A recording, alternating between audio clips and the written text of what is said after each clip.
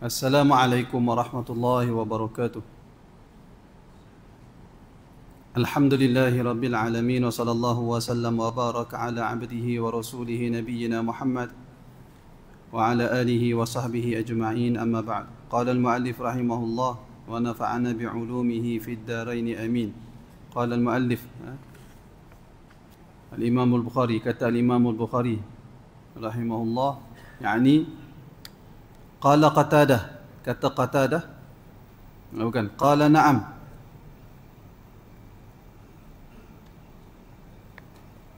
Kita di dalam hadis daripada Abi Duha ataupun Abu Duha menceritakan tentang Masruq dan Syutair ibnu Syakal. Mereka berada di dalam masjid, kemudian orang ramai yang berada di dalam masjid berhimpun kepada mereka dan orang ramai mahu mendengar sesuatu dari mereka. Lalu Masruq dan Syutair mereka saling bertanya. Yakni Masruq bertanya kepada Syutair tentang ajaran agama yang dia dengar daripada Abdullah ibn Mas'ud. Lalu antara yang mereka sebutkan iaitulah, kat mana sambung itu?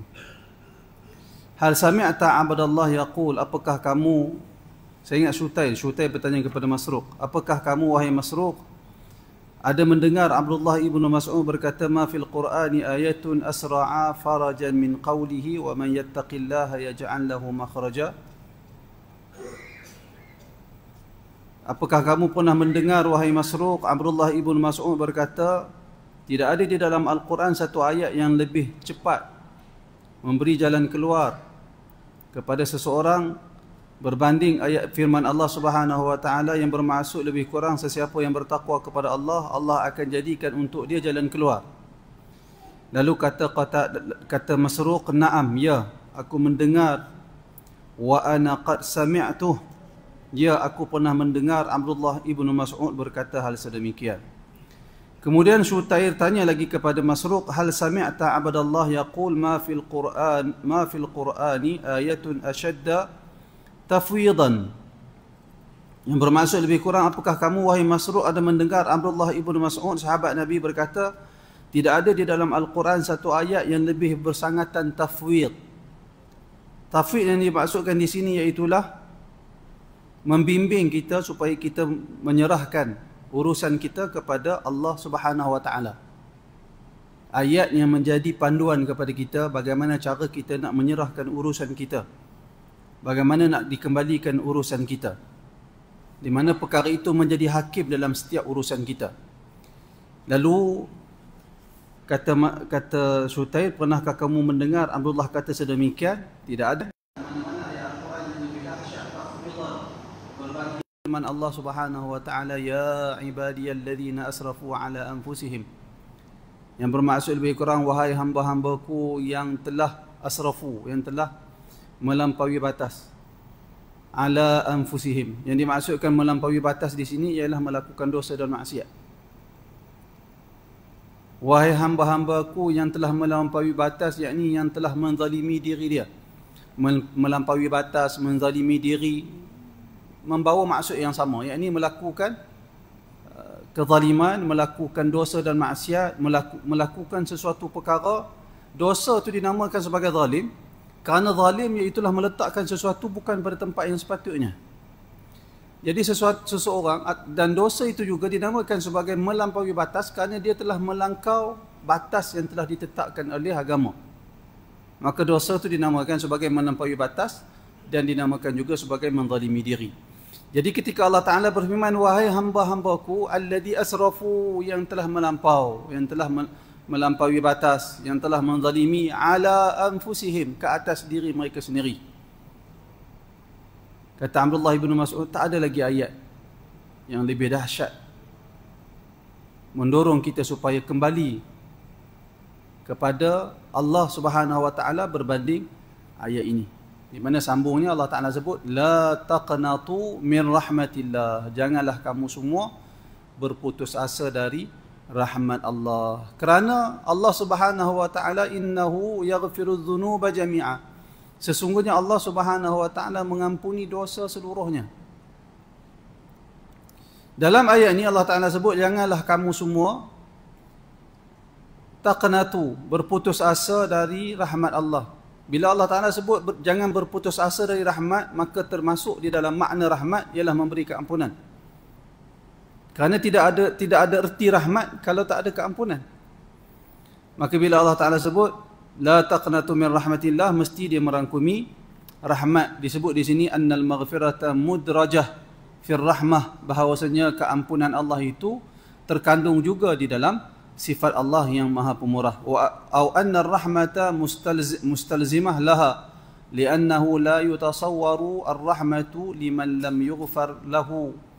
Ataupun kita boleh faham juga rahmat yang dimaksudkan di dalam ayat ini ialah sudah tentu membawa maksud Allah Taala juga akan memberi keampunan. Kerana tidak dapat kita gambarkan seseorang itu menerima rahmat kalau dia tak dapat keampunan.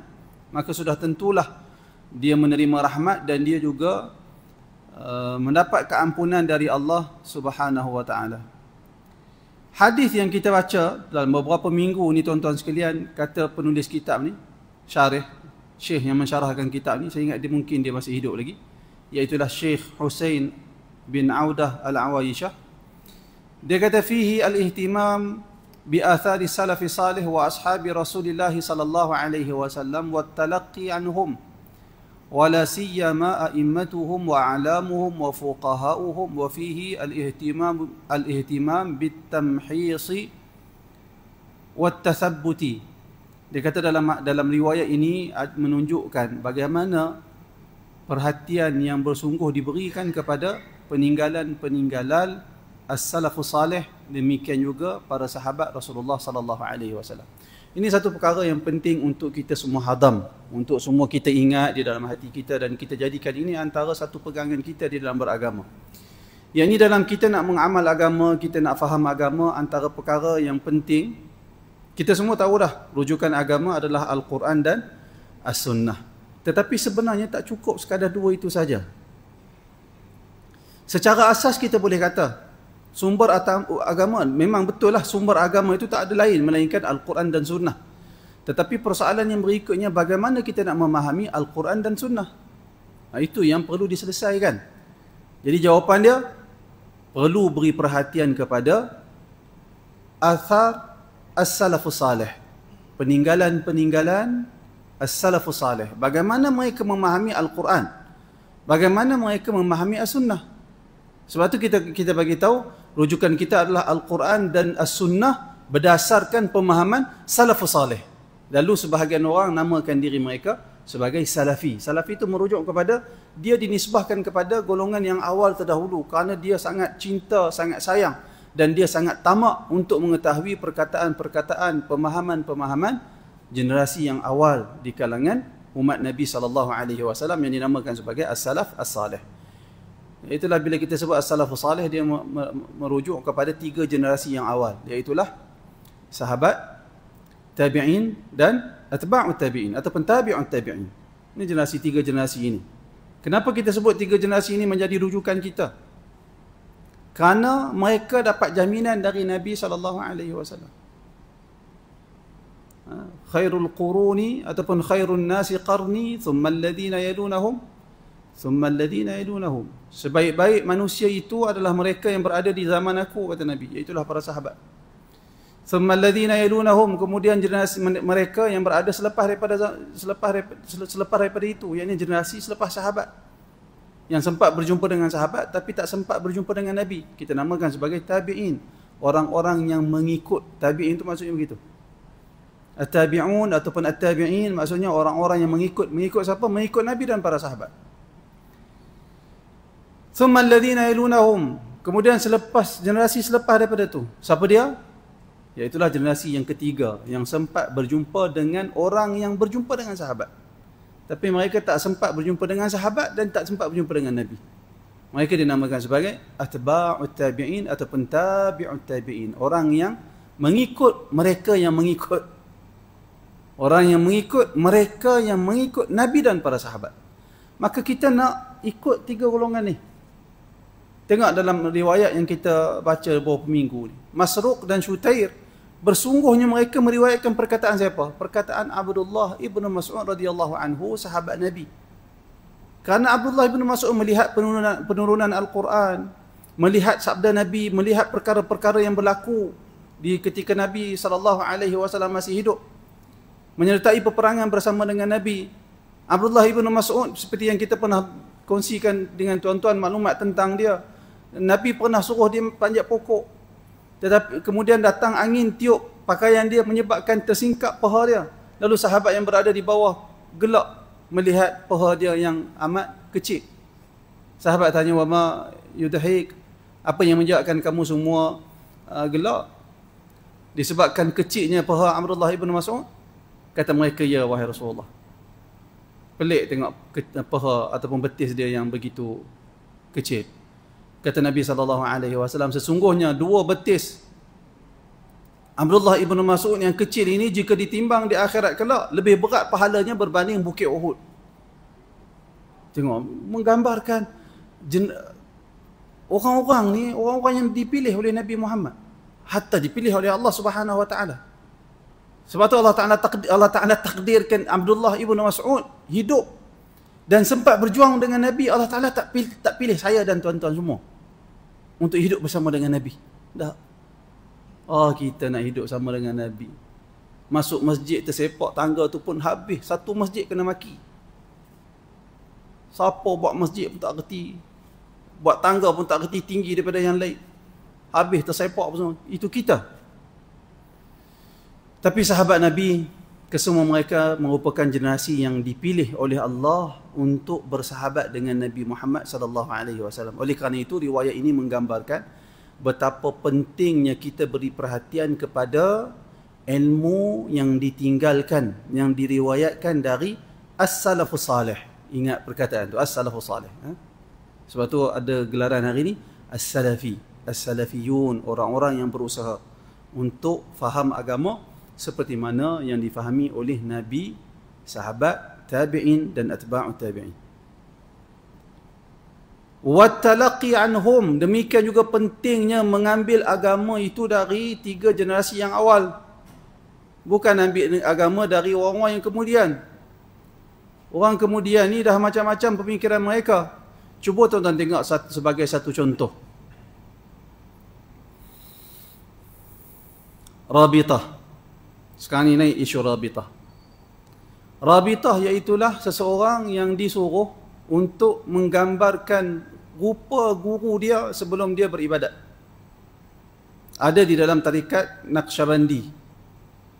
Tarikat Naqsyabandi. Dia suruh anak murid ni, dinamakan sebagai murid, menggambarkan rupa guru dia sebelum dia beribadat. Kerana dengan menggambarkan rupa guru ketika beribadat, boleh mendekatkan diri kepada Allah Subhanahu Wa Taala. Itu kata mereka. Tapi sekarang ni, orang kemudian ada. Barangkali kalau kita ambil tulisan-tulisan orang-orang sufi di kalangan orang alim, kita tak nafikan alim, mereka sebahagian mereka alim. Tapi ada pemikiran tu. Suruh Rabitah. Persoalan sekarang, rujuk generasi yang awal. Ada tak Nabi ataupun Abu Bakar, sahabat, tabi'in atau ba'u tabi'in yang suruh buat benda tu? Ada ke tak ada? Kalau tak ada, tinggalkan. Orang kemudian macam-macam dia boleh buat. Kalau benda tu satu perkara yang masyhur sehingga golongan tarikat Naqsyabandi dan golongan-golongan tarikat sebahagian besar pada hari ini, hatta di negara kita yang ada kempen tarikat, mereka mula kempen semula isu-isu Rabitah, walaupun seketika dahulu rata-rata pihak-pihak autoriti agama, rata-rata pihak berautoriti agama di negara kita ni, mereka tak terima Rabitah. Tapi kebelakangan ni dah mula ada suara, dah mula ada pihak-pihak tertentu yang berani bersuara tentang perkara ni. Lalu lama-lama ada sahaja golongan ni, pemikiran ni akan diterima balik. Tapi kita satu saja, rujuk generasi yang awal. Ada ataupun tidak. Kalau perkara itu penting dan menjadi sebab seseorang cuai, seseorang jauh dari Allah Ta'ala. Kenapa perkara itu tak dikenali di zaman as-salafus salih? Oleh kerana itu, memahami agama dan mengamalkan agama dan hendak mendakwa sesuatu datang dari agama, mesti dirujuk kepada jenis Syutair yang kita baca nama mereka ni. Ada tak mereka kata, sesungguhnya Abrud kami semua sebelum kami beribadat kepada Allah, kami menggambarkan rupa paras Abdullah ibn Mas'ud? Ada ke tak ada? Dah tentu tak ada. Tetapi yang mereka riwayatkan adalah perkataan Abdullah ibn Mas'ud yang penuh dengan Al-Quran, rujukan dari Al-Quran dan sunnah Nabi.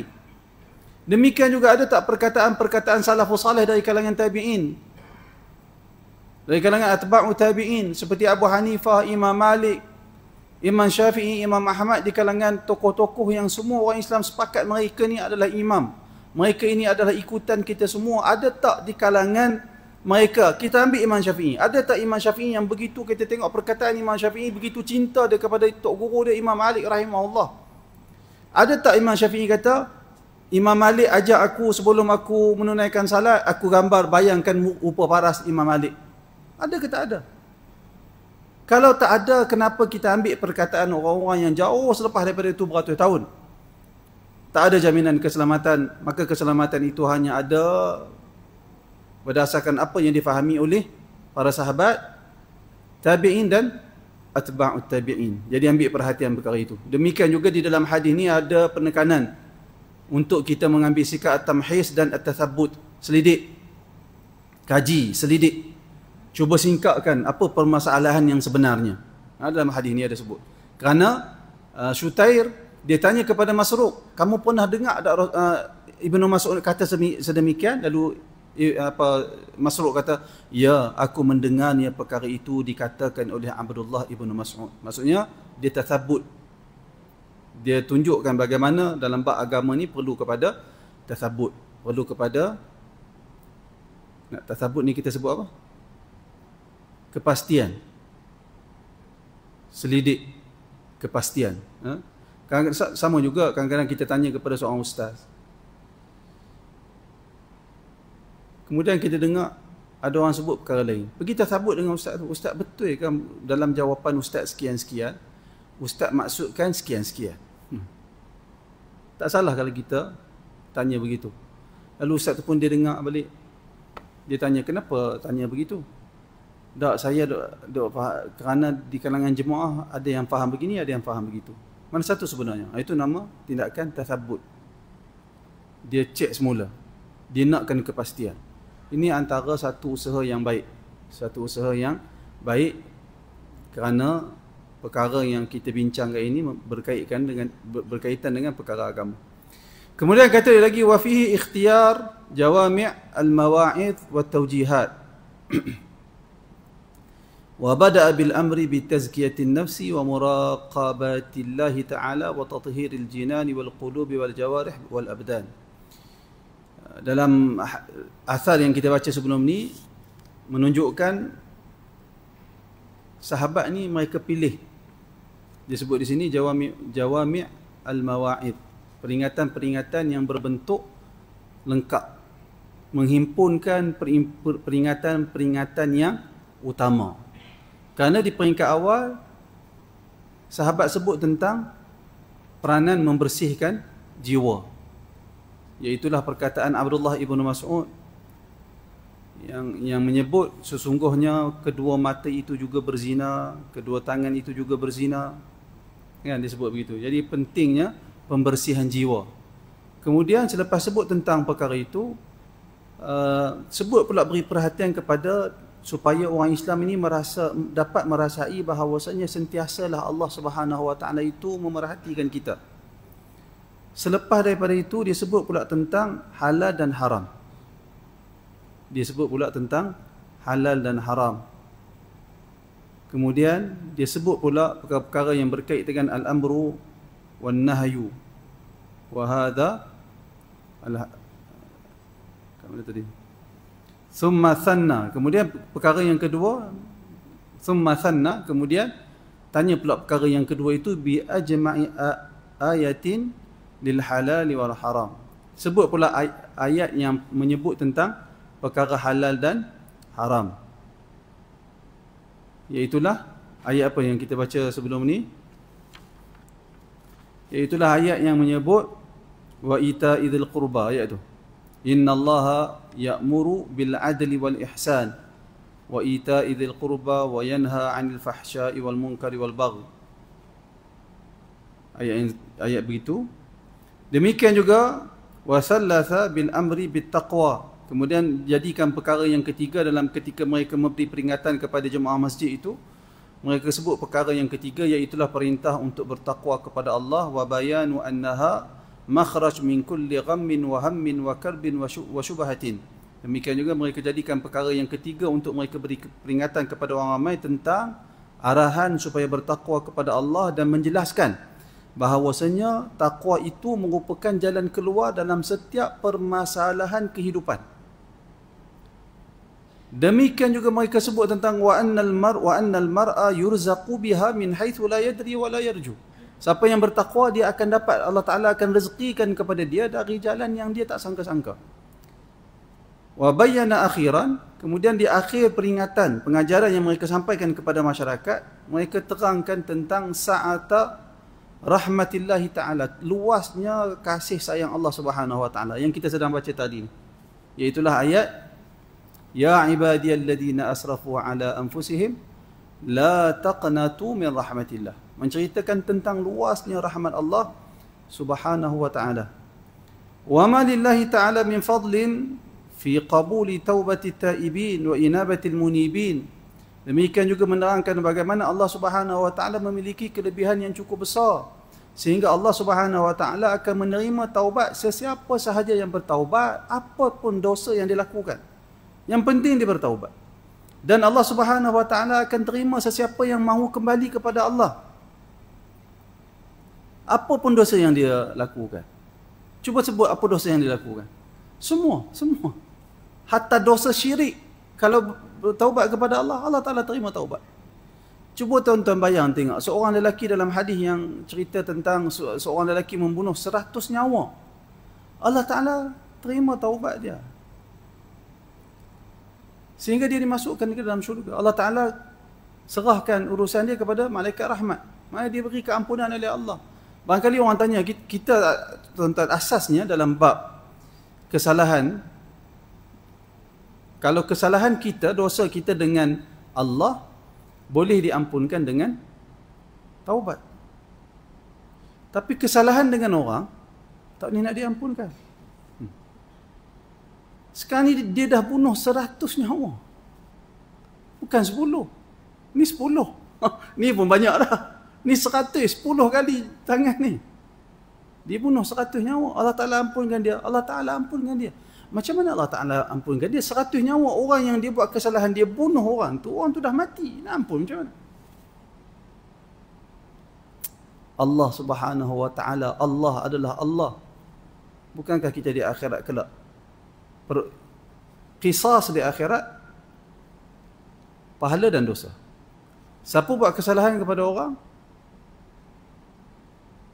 tak sempat minta maaf sehingga mati, di akhirat bagaimana? Pahala kita, dosa orang tu bagi kat kita. Ataupun pahala kita dulu, pahala kita bagi kat orang tu. Kalau habis pahala kita, dosa dia bagi kat kita. Thumma turiha, kemudian kita akan, orang lah bukan kita, Tafaul nama dia, tak nak sebut kita, kerana harap sangat Allah Ta'ala jauhkan kita dari neraka. Lalu menyebabkan orang tu akhirnya akan dicampakkan ke dalam neraka. Tapi bagaimana Allah Ta'ala boleh ampunkan orang yang membunuh 100 nyawa? Tuan-tuan, Allah Ta'ala boleh beri pahala yang berlipat kali ganda kepada seseorang disebabkan taubat yang bersungguh-sungguh daripada dia. Sehingga dengan pahala yang berlipat kali ganda Allah Ta'ala beri itu, dia boleh selesaikan semua kesalahan dengan semua orang yang dia buat. Dia boleh selesaikan. Allah Ta'ala yang memberi pahala kepada seorang. Sebab itu jangan, la taqnatu min rahmatillah. Qul ya ibadiyalladzina asrafu ala anfusihim la taqnatu min rahmatillah. Katakan kepada, wahai hamba-hambaku yang telah melampaui batas, yang melakukan dosa dan maksiat, hatta maksiat yang paling besar, dosa yang paling besar sekali, la taqnatu min rahmatillah, jangan kamu semua berputus asa dari rahmat Allah Subhanahu wa taala. Innahu yaghfirudz dzunuba jami'a, sesungguhnya Allah itu mengampunkan dosa semua sekali. Minta taubat, minta istighfar, minta keampunan dari Allah. Kerana itu para ulama katalah kita ni ada buat kesalahan kepada seseorang, kita kata dia, kita umpat dia kepada, katalah dalam masjid ni ada seorang datang kat tuan-tuan fitnah pihak yang lain. Bila orang tu bertaubat, dia kena duduk di sini juga bagi tahu kepada orang yang dia sampaikan fitnah, saya telah berfitnah kepada orang sekian-sekian, maka saya tarik balik apa yang saya sebut begitu. Fulan bin fulan berlepas diri dari tuduhan yang saya lakukan kepada dia. Kalau dia mampu buat begitu. Katalah dia tak mampu nak buat. Ataupun kita buat kesalahan kepada seorang, kita fitnah dia, kita kena pergi minta maaf kat dia.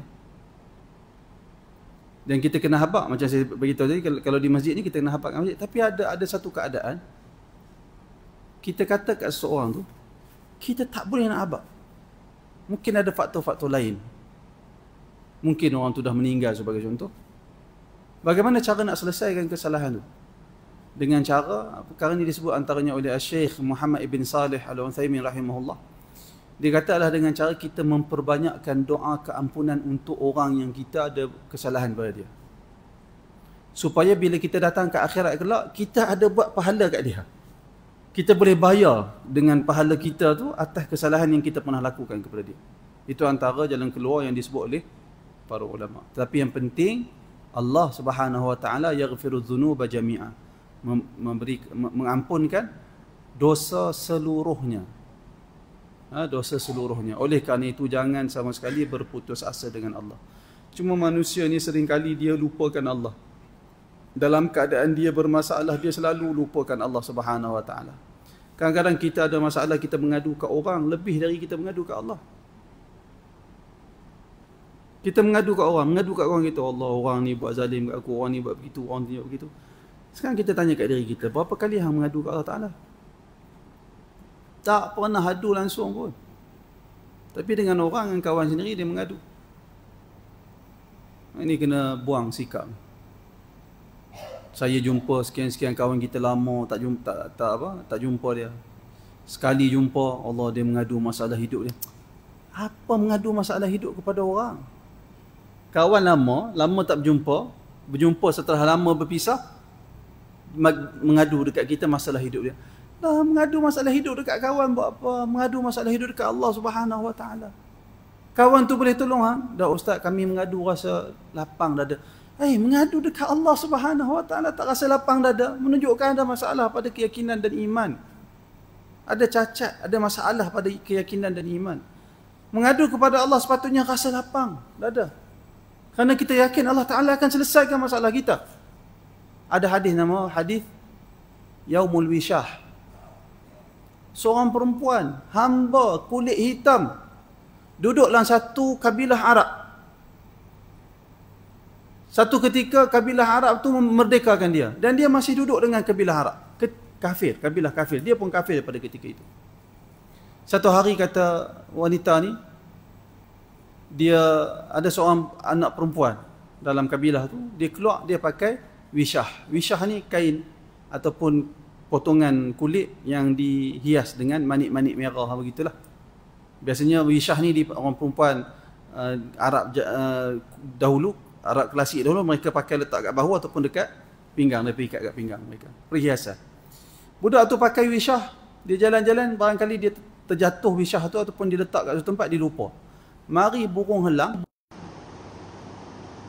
Dia ambil wishah tu, warna merah, dia ikat kaki. Dia warna.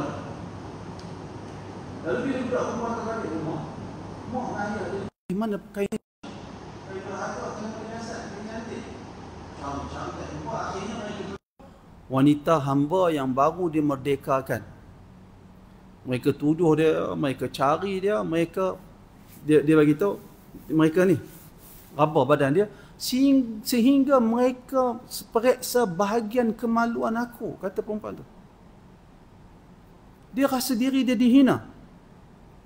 Tengah dia duduk periksa, mereka duduk periksa perempuan tu. Helang tu tadi tuan-tuan, mai patah balik, dia buang balik wisyah yang dia ambil. Setelah dia dapati bukan daging sebenarnya. Dia tak ingat makan. Dia buang balik, jatuh betul-betul dalam mereka ramai-ramai tu yang duduk periksa perempuan bekas hamba tu.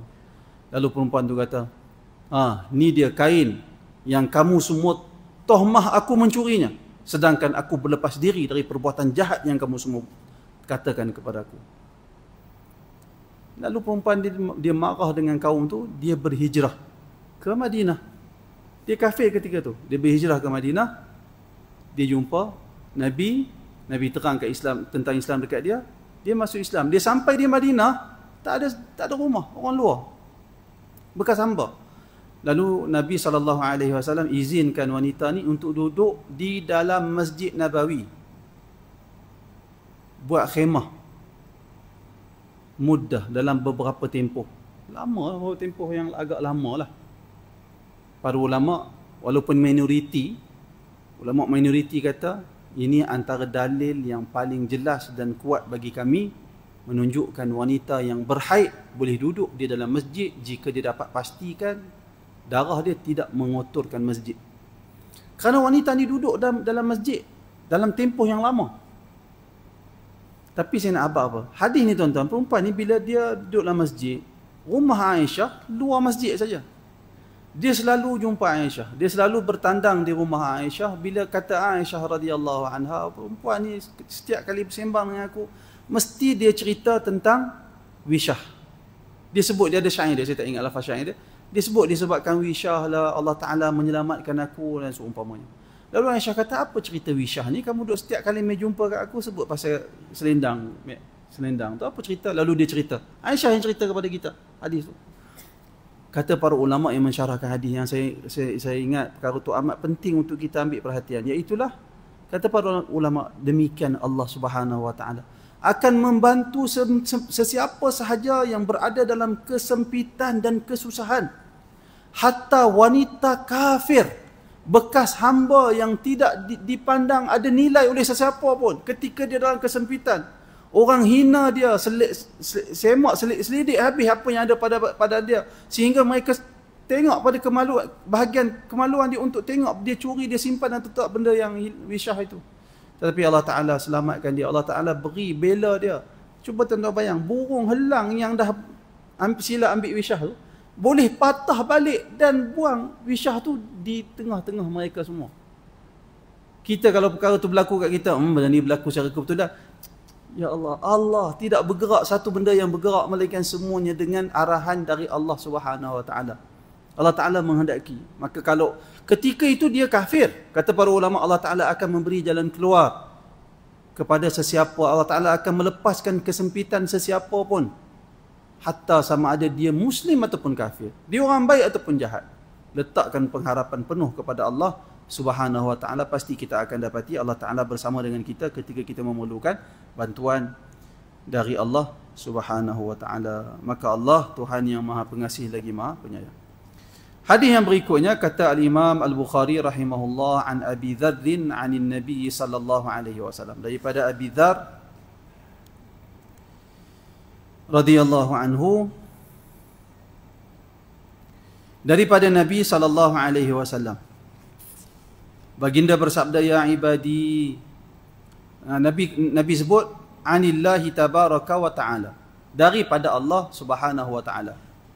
Ini hadis Qudsi. Qala, firman Allah Subhanahu wa ta'ala, ya ibadi inni qad harramtu zulma ala nafsi. Saya terjemah dulu, kemudian kita baca syarah dia. Saya terjemah lebih kurang lah. Wahai hamba-Ku, sesungguhnya, ini hadis Qudsi. Jadi ini perkataan Allah yang Nabi ungkapkan dalam bahasa Nabi.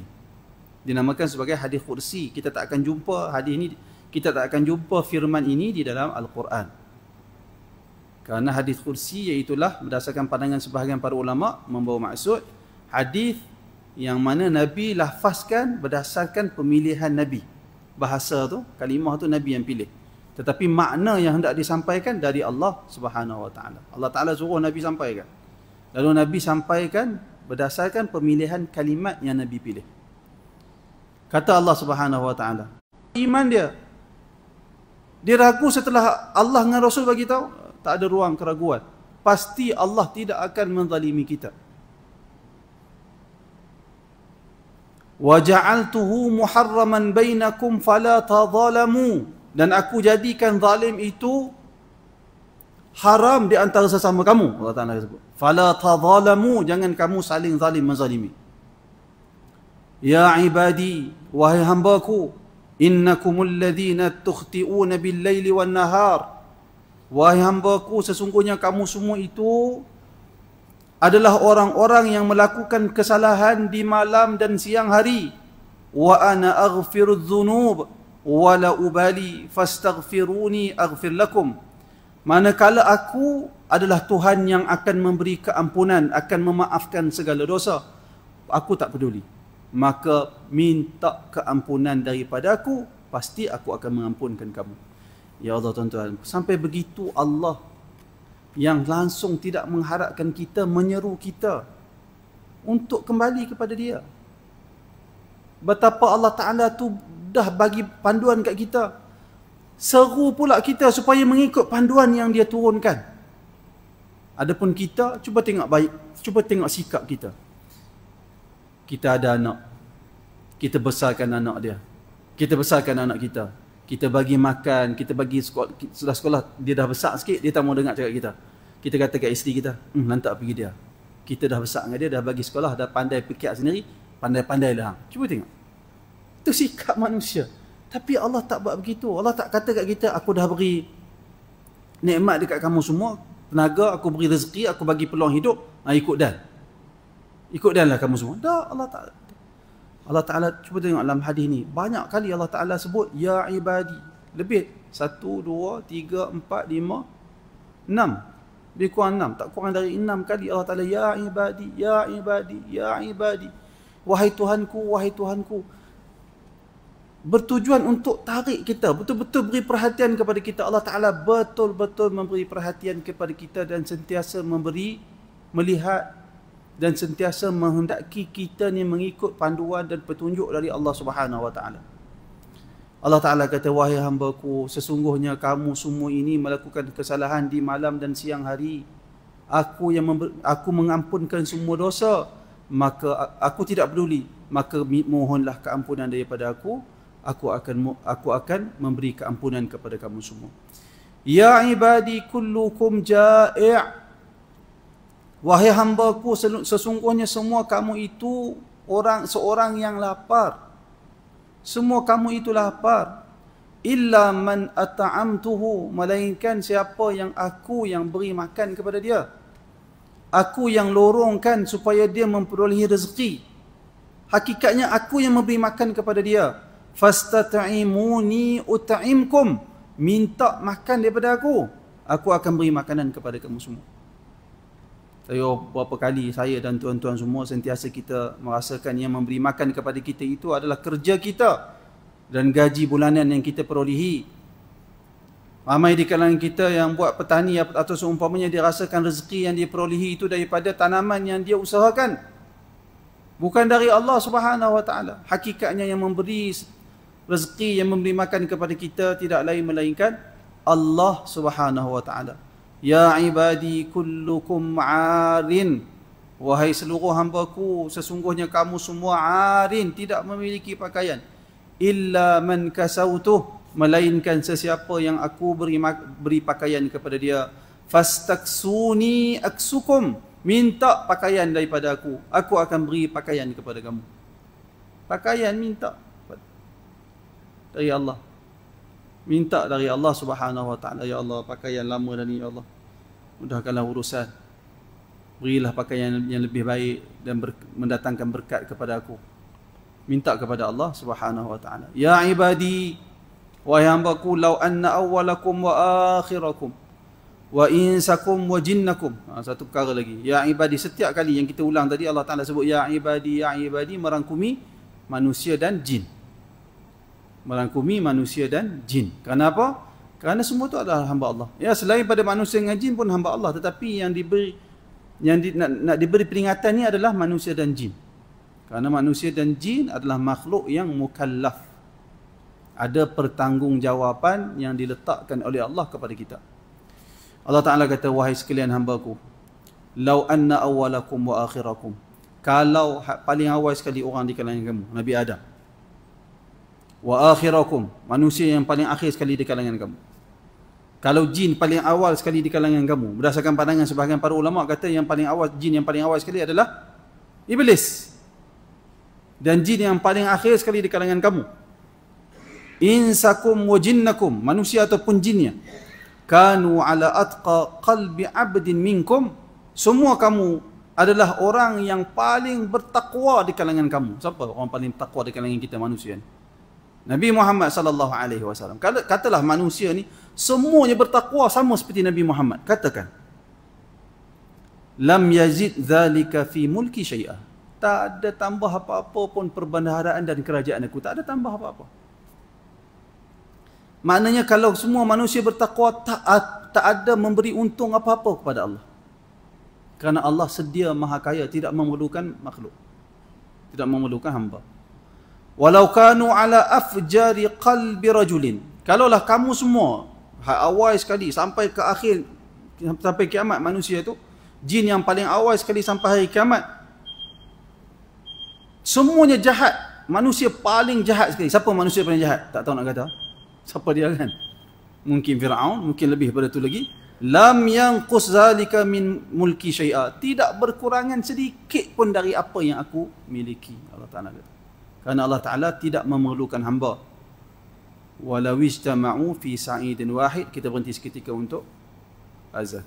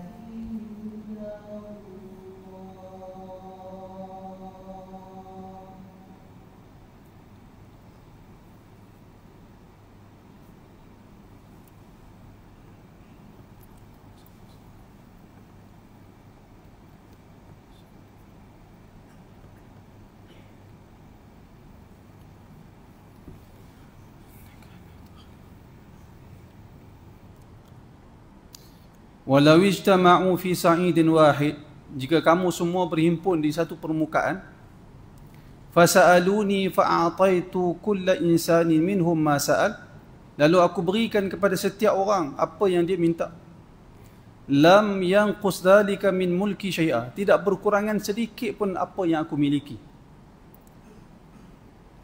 illa kama yanqusul bahru an yughmasa fihi al-mikhyatu ghamsatan wahidah, melainkan seumpama berkurangnya mikhyat, jarum kita masukkan di dalam laut, kita angkat menitik itu, melainkan kurang sebanyak itu saja, bahkan tak berkurangnya.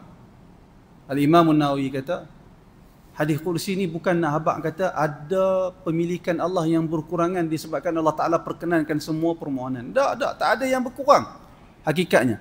Tetapi kata Al-Imam An-Nawawi, kerana nak bagi orang faham, sebab tu disebut lafaz ini, sebab tu Nabi sebut lafaz ini. Tapi hakikatnya tidak ada apa-apa yang berkurang dari Allah Subhanahu Wa Ta'ala. Kerana Allah Ta'ala kekayaan pemilikan yang tak ada penghujung, tak ada batasan.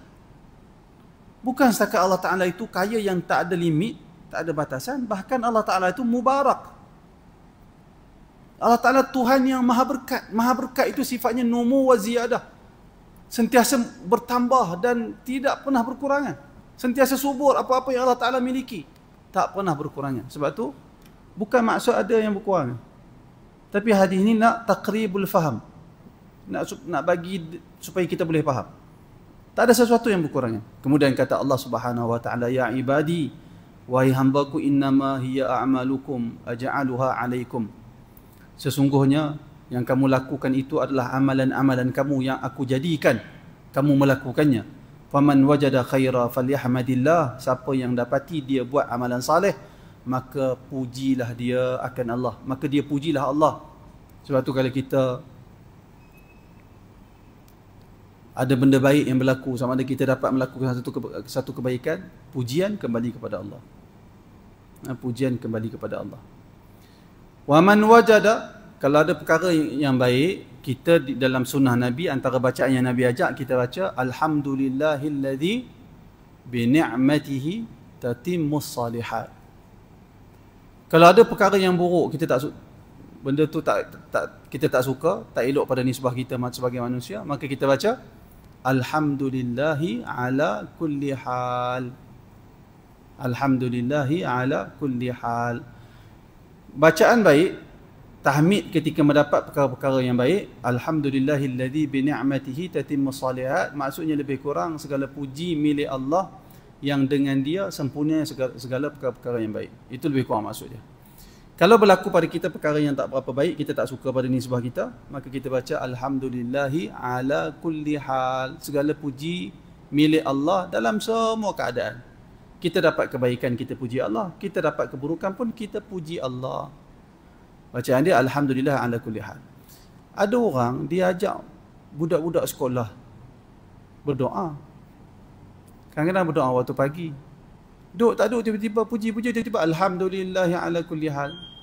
Saya pun tak pasti, macam tak kena. Tiba-tiba alhamdulillah ala kulli hal. Asalnya alhamdulillah ala kulli hal dibaca ketika kita mendapat sesuatu keburukan. Sebab tu penting doa, rujuk kepada doa-doa yang diajar oleh Nabi sallallahu alaihi wasallam. Kemudian kata Nabi sallallahu alaihi wasallam, "Wa man wajada ghaira dzalika fala yalumu illa nafsah." Sesiapa yang dapati dia sebaliknya, maknanya dia buat perkara yang tak elok, maka jangan dia cela, melainkan cela diri dia sendiri. Nanti kita baca huraian dia. Kana Abu Idris, Imam Bukhari sebut, kana Abu Idris, dahulunya Abu Idris, yakni Abu Idris Al-Khawlani, yang mengambil hadis ni daripada sahabat Nabi bernama Abu Dzar. Jadi bila dia ambil dari hadis ini daripada Abu Dzar, setelah itu dia sampaikan hadis ini kepada anak murid dia. Kata Imam Bukhari, kana Abu Idris, ketika Abu Idris menyampaikan hadis ini, idza haddatha bi hadzal hadis, apabila dia menyampaikan hadis ini, jatha ala rukbatayhi, dia akan duduk atas lutut. Maksudnya duduk apa kita sebut? Dia kaki dia macam kita iftirah tu bukan iftirah. Tapi dia duduk atas lutut dia sebagai mengagungkan hadis kursi ini dan memuliakan kandungan ilmu yang ada di dalamnya, kerana banyak benda akidah yang disampaikan di dalam hadis ini. Lalu Abu Muslim Al-Khawlani, dia menyampaikan hadis ini dalam keadaan dia duduk dengan penuh dengan tertib kerana memulia dan mengagungkan hadis Nabi sallallahu alaihi wasallam. Wallahu taala alam. Sehingga sekadar itu saja. Ada soalan nak tanya? Ada soalan nak tanya? Cuma saya hasad ingat tadi ni nak kongsi dengan tuan-tuan 2-3 soalan. 2 soalan tentang fiqh. Tapi tak sempat, panjang sikit. Tak sempat, saya ingat habis dah waktu 10 minit sempat. Saya ingat sekadar itu saja. Tak ada soalan. Sekadar itu saja, mudah-mudahan ada manfaat untuk kita semua. Aqul qawli hadha wa astaghfirullahal azim.